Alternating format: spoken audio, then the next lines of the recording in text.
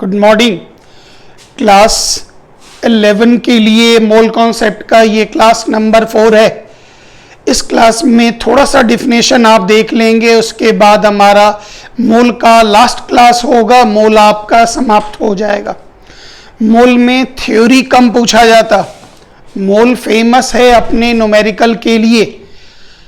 मोल में ज़्यादा से ज़्यादा क्वेश्चंस न्यूमेरिकल के ही रूप में आएगा और ये दूसरे टॉपिक को भी मदद पहुंचाएगा, जैसे स्टोइकियोमेट्री को मदद पहुंचाएगा, यूनिट ऑफ कंसंट्रेशन को मदद देगा, गैस लॉज को मदद करेगा। इसलिए मोल का न्यूमेरिकल एकदम डिटेल बनाएंगे। सारे के सारे विद्यार्थी मोल का न्यूमेरिकल्स पूरा डिटेल बनाए, कोई दिक्कत नहीं है कंप्लीट करने में। एक एक करके टर्म आए। What do you mean by mole? याद कीजिए, नंबर के आधार पर तो आप पहले से ही जानते हैं। 1 mole is equal to 6.022 into 10 to the power 23 particles. Number के आधार पर तो मोल का डेफिनेशन आप जानते हैं। इतने कणों के पार्टिकल्स के समूह को, सेट को हम लोग क्या नाम देंगे? 1 मोल। लेकिन जो इंटरनेशनल लेवल पर जो डेफिनेशन दिया जाता वो ये होता, गौर करिए, हमने C12 आइसोटोप को लिया, C12 समस्थानिक। इसका मतलब हो गया इसका एटॉमिक मास कितना हो गया? Is equal to 12। कार्बन याद रखिएगा, कार्बन मोनो एटॉमिक होता। मोनो एटॉमिक का मतलब इसमें जितने भी एटम्स होंगे उतने ही मॉलिक्यूल्स भी होंगे। दोनों की दोनों संख्या बिल्कुल बराबर होगी। इसका मतलब हो गया 1 mole C12, 1 mole C12 is equal to 12 gram carbon. ध्यान से देखते चले। 1 mole C12 is equal to 12 gram carbon. और अगर ये 1 मोल है तो उसमें 6.022 10 टू द पावर 23 एटम्स या मॉलिक्यूल्स मिलेगा। किसका मिलेगा? C12 कार्बन का मिलेगा, उसके आइसोटोप का मिलेगा। अब आप इस जगह पर देखिए, हमने 1 मोल किसी भी पदार्थ को लिया, गौर करिएगा। तो 1 मोल कोई भी पदार्थ आप लेते हैं X, इसका मतलब हो गया मॉलिक्यूलर मास, अर्थात X वो किस चीज में होगा? ग्राम में होगा। और उसमें कितने मॉलिक्यूल्स मिलेंगे? 6.022 into 10 to the power 23 molecules मिलेंगे। ध्यान दीजिएगा, जवाब किसी भी सब्सटेंस की वह मात्रा, वह मास, वह अमाउंट जिसमें उतना ही पार्टिकल्स पाया जाता है जितना पार्टिकल 12 ग्राम कार्बन में 12 ग्राम C12 आइसोटोप में मिलता है, उस मास को हम क्या नाम देंगे? 1 मोल। बस प्रकट करने का तरीका अलग है। मतलब कहता है किसी भी पदार्थ की वो मात्रा जिस मात्रा में उतना ही पार्टिकल, उतना ही कण मौजूद है। जितना कण 12 ग्राम C12 समस्थानिक में मौजूद है, तो भाई 12 ग्राम में तो इतना पार्टिकल मौजूद है, और इतना पार्टिकल जिसमें मौजूद होगा उसी को आप क्या नाम देंगे? 1 मोल। तो डिफाइन ऐसे करेंगे एग्जाम में। एग्जाम तो सब्जेक्टिव में तो डिफिनेशंस वगैरह तो सर पूछते ही नहीं, खाली न्यूमेरिकल मोल में आता है। लेकिन आप डिफिनेशन ऐसे याद रखेंगे क्योंकि 2 तरीका है। अगर ये भारी लगे तो आप सीधा डिफिनेशन निकाल लें। 6.022 10 टू द पावर 23 पार्टिकल्स के सेट को हम लोग 1 मोल कहते हैं। हो चुका। नंबर के आधार पर, अमाउंट के आधार पर, तो किसी भी सब्सटेंस की वह मात्रा, वह अमाउंट कोई भी पदार्थ ले लीजिए, उसका वह अमाउंट, वह मात्रा, कोई भी पदार्थ लेके उसका वह अमाउंट जिसमें उतना ही पार्टिकल मौजूद है जितना पार्टिकल 12 ग्राम C12 में होता था, उस मास को, उस अमाउंट को हम क्या नाम देंगे? 1 मोल। कंप्लीट। तो 1 मोल का हमारे पास दो बन गया। जो आपको अच्छा लगे वो आप उठाइए, टेंशन नहीं है, आराम से। ये तो पहले से पता है, 1 mole is equal to 1 gram atom इतना एटम्स, 1 मोल 1 ग्राम मॉलिक्यूल इतना मॉलिक्यूल्स, 1 मोल 1 ग्राम आयन इतना आयंस। मोल संबंधित ये लाइन आपका कंप्लीट। अब एक टर्म आइए, फार्मूला यूनिट मास, फार्मूला मास।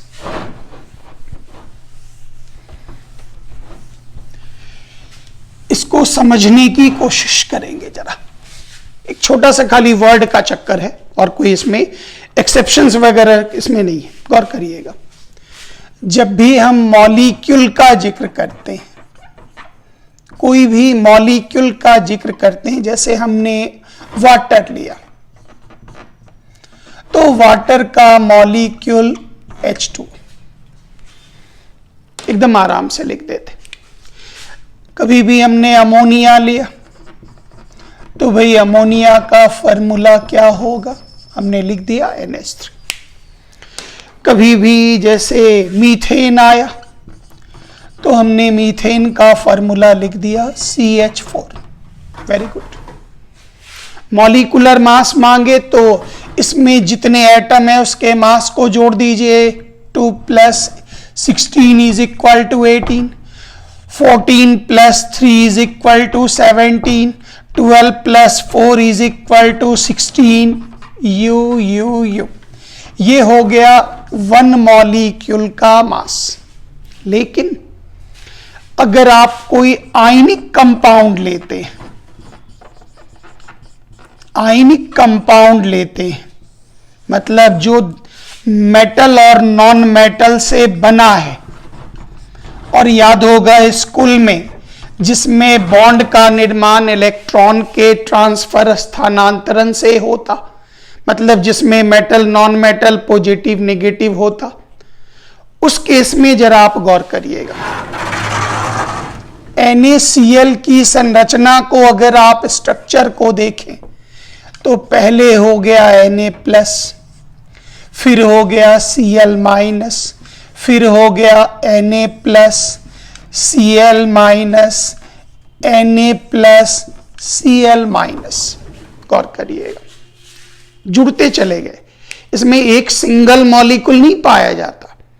इसका जो ढांचा होता है, स्ट्रक्चर होता है, वो समझने की कोशिश करेंगे। फिर यहां हो गया Na+, यहां हो गया Cl-, जैसे बड़ा सा पत्थर जैसा, जैसे एग्जाम्पल हुआ सेंधा नमक का, जैसे ढेला जैसा हुआ, उस तरह से आप इसकी परिकल्पना करें। फिर इस माइनस के सामने प्लस, फिर ये Cl-, फिर Na+, Cl-, सो ऑन। फिर जो अगला लेयर जो बनेगा वो ये फर्स्ट लेयर, थर्ड लेयर बिल्कुल बराबर, Na+, Cl-, Na+, Cl-, Na+, Cl-, सब कंटिन्यू रहेगा, पूरा का पूरा कंटिन्यू। फिर ये थर्ड लेयर, ये दोनों बिल्कुल बराबर। अब ये सेकेंड लेयर और फोर्थ लेयर बिल्कुल बराबर। यहां फिर Na+, Cl-, Na+, Cl-, Na+, Cl-, so on बनता चला। ध्यान दीजिएगा, इस Na+ के चारों ओर Cl-, इसके ऊपर भी और इसके नीचे भी, और किसी भी Cl- को आप ले लीजिए कहीं भी, जैसे इस जगह पर एक लेयर, इस Cl- ब्लैक को देखिए तो इस Cl- के चारों ओर यहाँ Na+, Na+, ये जो संरचना बन जाता, ये बिल्कुल जाल जैसा बनता है, इसलिए हम इसे नाम देते हिंदी में जालक संरचना, इंग्लिश में हम इसे बोलते लैटिस स्ट्रक्चर। इसके इसकी सबसे बड़ी खासियत ये होती, जैसे आप वाटर बोलेंगे तो वाटर का एक मॉलिक्यूल हो गया, अमोनिया का मॉलिक्यूल, मीथेन का मॉलिक्यूल, लेकिन आयनिक कंपाउंड में कोई भी मॉलिक्यूल नहीं होता। मतलब आप एक मॉलिक्यूल को चाहेंगे हम काट के निकालने नहीं निकाल सकते, क्योंकि वो पूरा घिरा होता है, जुड़ा होता है, लैटिस स्ट्रक्चर में ये पूरा जुड़ा होता है। तो जब एक मॉलिक्यूल का अस्तित्व ही नहीं होता तो मॉलिक्यूलर मास की चर्चा आप कैसे करिएगा? हम तो बोलचाल में बोल देते NaCl का मॉलिक्यूलर मास, बोलचाल के लैंग्वेज में तो हम लोग लिख देते जो भाई NaCl का मॉलिक्यूलर मास 58.5 ग्राम पर मोल, लेकिन पता है ये वर्ड ही इसके लिए गलत है, क्योंकि जितने भी आयनिक कंपाउंड्स होते वो आयनों से बने होते, उसमें एक इंडिविजुअल मॉलिक्यूल का, एक सिंपल मॉलिक्यूल का कोई भी अस्तित्व नहीं होता है। मतलब आप खोजेंगे जो हमको एक मॉलिक्यूल Na+ और Cl- मिल जाए, नहीं मिलेगा, सब आपस में जुड़े होते, नहीं काट के आप निकाल सकते, उसको सेपरेट नहीं करेंगे, वो पूरा बंधा होता है। और इसमें जो वो इकाई, जो सबसे छोटी इकाई है जो बार बार रिपीट होता, उसको हम लोग बोलते फार्मूला यूनिट। मतलब छुपके से समझ लीजिए फार्मूला यूनिट और मॉलिक्यूलर फार्मूला एक ही है, लेकिन वैज्ञानिकों ने इसको अलग अलग नाम दिया। तो गौर करिएगा, ये जो एक यूनिट है NaCl, गौर करिए ये सब जगह रिपीट हो रहा NaCl, NaCl रिपीट हो रहा NaCl। स्मॉलेस्ट रिपीटिंग यूनिट को नाम देंगे फार्मूला यूनिट, और इसके मास को नाम देंगे फार्मूला मास। मतलब जिसको आप मॉलिक्यूलर मास बोलते हैं, पता है आयनिक कंपाउंड में वैज्ञानिकों ने इसी का नाम रखा फार्मूला मास। मतलब हम लोग तो नहीं बोलेंगे, लेकिन आप एकदम गांठ बांध लीजिएगा, जो मॉलिक्यूलर मास और फार्मूला मास एक ही चीज है, दोनों एक ही चीज है।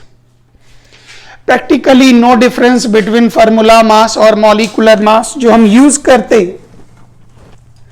आप ये समझ लें जो दोनों में कोई अंतर नहीं है, लेकिन यूज में मतलब उसके इंपॉर्टेंस को अगर आप देखेंगे तो दोनों में थ्योरेटिकली अंतर है, प्रैक्टिकली काम करने में तो एक ही चीज हम लोग यूज करते हैं।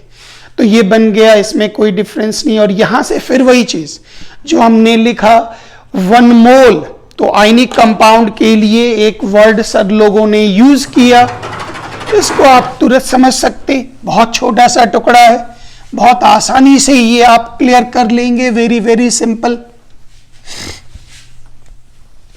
बहुत आसानी से। गौर करिएगा, जैसे याद होगा हमने लिखा 1 mole is equal to 1 gram atom.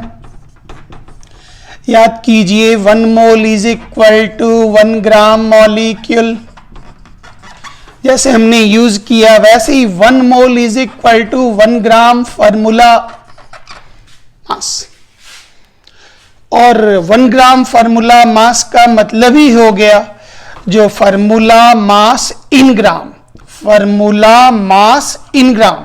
लेकिन आपको थोड़ी चतुराई बता दें, ये जो फार्मूला मास और मॉलिक्यूलर मास है दोनों एक ही चीज है, खाली स्टाइल बदल बदल के काम किया गया है।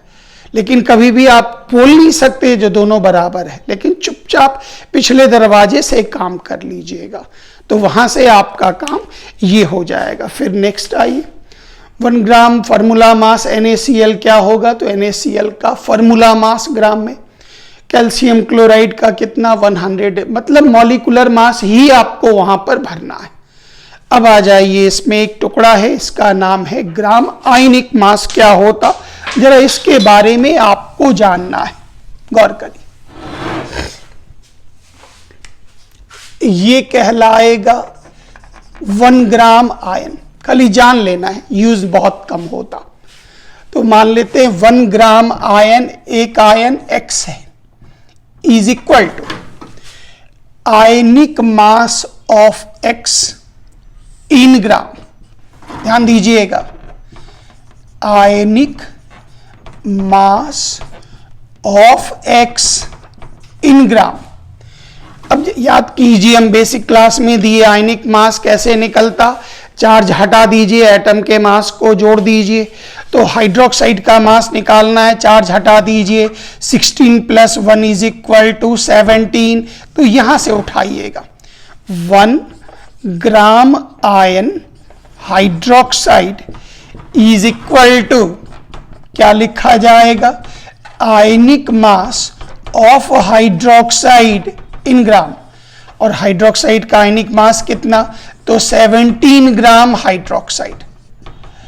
और ग्राम आयन का ही दूसरा नाम क्या होगा, मोल। और मोल में क्या मिलेगा, 6.022 10⁻³ 23। लेकिन पता है इस बार क्या मिलेगा, आयंस। इस बार क्या मिलेगा, आयंस। तो यहां पर मिल गया 1 ग्राम आयन में आयंस, एटम में एटम्स, मॉलिक्यूल में मॉलिक्यूल्स। ध्यान दीजिएगा, लेकिन हम यूज करेंगे एक ही, वो होगा ग्राम मॉलिक्यूल। लेकिन आप तीनों पढ़ लीजिए, चारों पढ़ लीजिए, फार्मूला वाला भी, फार्मूला मास भी पढ़ लीजिए, लेकिन हम एक यूज करेंगे ताकि बच्चा कंफ्यूज ना करे। अब आइए, 1 gram ion X, 1 gram ion hydroxide, oxide, nitrate, sulphate, carbonate सब निकाल लीजिए। कुछ नहीं करना है, मास को जोड़ देना है। 14, 16 × 3 32, 16 × 4 12, 16 × 3 सबको ऐड करके आप निकाल लीजिए, इज इक्वल टू दिस। फिर नेक्स्ट आ जाइए, 1 ग्राम आयन तो हो ही चुका, इस बार मोल में क्या होगा, is equal to given mass by ionic mass. ये 2 टुकड़ा, इधर आपको हम कम क्लास दे पाए थे, इसलिए हम आपको 2 क्लास इधर उपलब्ध करवा रहे जल्दी में, फिर 1 क्लास और दे देंगे, मोल हमारा समाप्त हो जाएगा। थोड़ा व्यस्त थे तो नहीं करवा पाए थे, फिर हम आपका तुरंत कंप्लीट कर रहे। ये टॉपिक आप सब लोगों का समाप्त हो गया पूरी तरह से। डिफिनेशन रिवाइज कर लीजिएगा, अगला क्लास मोल का लास्ट क्लास होगा, मोल आपका समाप्त हो जाएगा। फिर न्यूमेरिकल चलेंगे, जो असल पॉइंट है इस टॉपिक का, numerical. Thank you very much, जय हिंद।